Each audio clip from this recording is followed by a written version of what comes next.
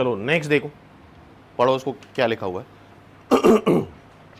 और ये question even 3 बार आ चुका है, 2020 में आया है, 2022 में आया है और 2014 में आया है। फ्रीक्वेंटली आस्क्ड क्वेश्चन है ये। इसकी भी ट्रिक देखते हैं, क्योंकि इसको प्रॉपर्ली अगर सॉल्व करने बैठोगे तो बहुत समय लगने वाला है, ऑब्जेक्टिव पॉइंट ऑफ व्यू से बहुत टाइम टेकिंग क्वेश्चन है। ट्रिक देखना इसकी क्या है। दिस इज अ टावर, और अभी याद करेंगे, क्योंकि अभी याद नहीं करोगे तो फिर याद नहीं होगा। Let's say this is P Q is the tower या माउंटेन या वॉट एवर ए।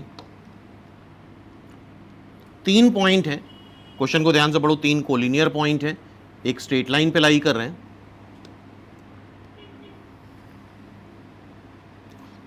और इससे एंगल बन रहा है अल्फा, फिर जितना पास जाओगे एंगल बढ़ता जाएगा, फिर गामा।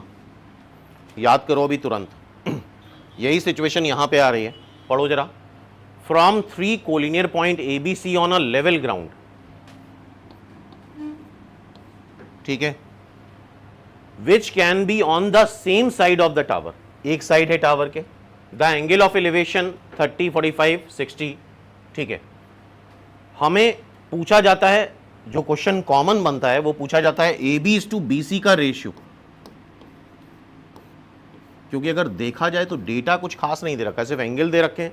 अगर सारे ही एंगल दे रखे हैं तो ट्रायंगल यूनिक नहीं होता है, रेशियो ही यूनिक होता है उसका, मतलब कोई हाइट वगैरह नहीं निकाल सकते। तो A B is to B C का रेशियो, अभी याद करो तुरंत कैसे फॉर्मूला लिखना है। हाँ भाई देखना जरा, फोकस करो। हम बात कर रहे हैं ए बी की, किसकी बात कर रहे हैं, ए बी की। ए बी से एसोसिएटेड एंगल ये वाला है ट्रायंगल।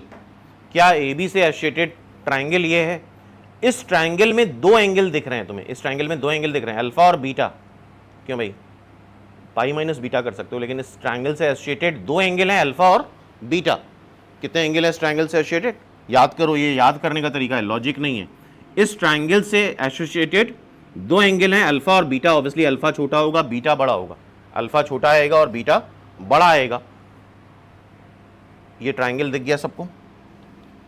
कैसे लिखना है, यहां पे लिखो कॉट ऑफ छोटा एंगल माइनस कॉट ऑफ बड़ा एंगल। इस ट्रायंगल से जो एसोसिएटेड एंगल हैं अल्फा और बीटा, फिर आए बीसी पे। बीसी पे एसोसिएटेड एंगल कौन से हैं? Beta gamma. मेरे ख्याल से आप समझ गए होगे। कॉट ऑफ छोटा एंगल बीटा, बीटा छोटा होगा, गामा बड़ा होगा, सिंपल। अगर ये फॉर्मूला याद है तो विद इन सेकेंड क्वेश्चन को सॉल्व कर लोगे, अदरवाइज में यार बहुत समय लगता है।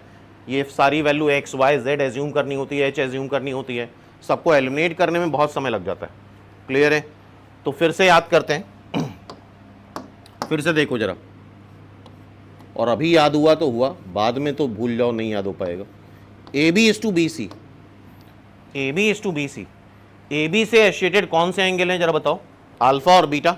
ए बी से एसोसिएटेड एंगल अल्फा और बीटा है, तो कॉट ऑफ छोटा एंगल माइनस कॉट ऑफ बड़ा एंगल। बीसी से एसोसिएटेड एंगल कौन से हैं? Beta gamma. कॉट ऑफ छोटा एंगल माइनस कॉट ऑफ बड़ा एंगल।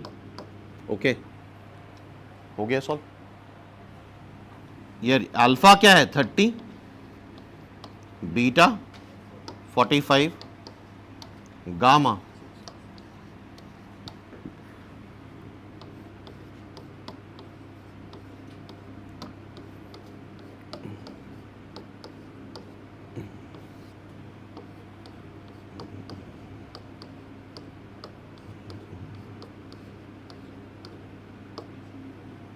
सही है, याद हुआ फॉर्मूला। कॉट 30 कितना होता है? √3 होता है। कॉट 45 होता है 1, फिर 1, और कॉट 60 होता है 1/√3। √3 ऊपर ले जाओ, नीचे भी √3 - 1। सो फाइनली क्या आ जाएगा? A B is to B C is √3। Okay, A B is to B C is √3, और बी सी कितना दे रखा है तुम्हें? 60 मीटर। तो ए बी क्या आ जाएगा? 60 √3। तो क्या नेक्स्ट टाइम पे विद इन 5 सेकेंड ये क्वेश्चन करा जा सकता है अगर याद कर लिया है? अभी याद करा A B is to B C, अभी याद होगा तो होगा, बाद में भूल जाओ, कभी मौका नहीं मिलेगा याद करने का। A B is to B C, A B से एसोसिएटेड एंगल अल्फा बीटा, तो कॉट ऑफ छोटा एंगल माइनस कॉट ऑफ बड़ा एंगल। बी सी से एसोसिएटेड बीटा गामा, तो अगेन कॉट ऑफ छोटा एंगल माइनस कॉट ऑफ बड़ा angle. Clear है, ये फॉर्मूला याद हो गया सबको? हाँ भाई रिप्लाई करो, क्या ये फॉर्मूला आगे के लिए याद रहेगा एवरीवन? ठीक है, और जैसा हमने बताया यार, इस पे बेस क्वेश्चन 20 में भी आ चुका है और 22 में भी आ चुका है, 3 बार ये क्वेश्चन रिपीट हो चुका है, एक बार वो भी देख लेते हैं हम लोग साथ में। फॉर्मूला सबने याद करा? हाँ भाई रिप्लाई करते रहो एवरीवन, क्या फॉर्मूला याद हो गया सबको?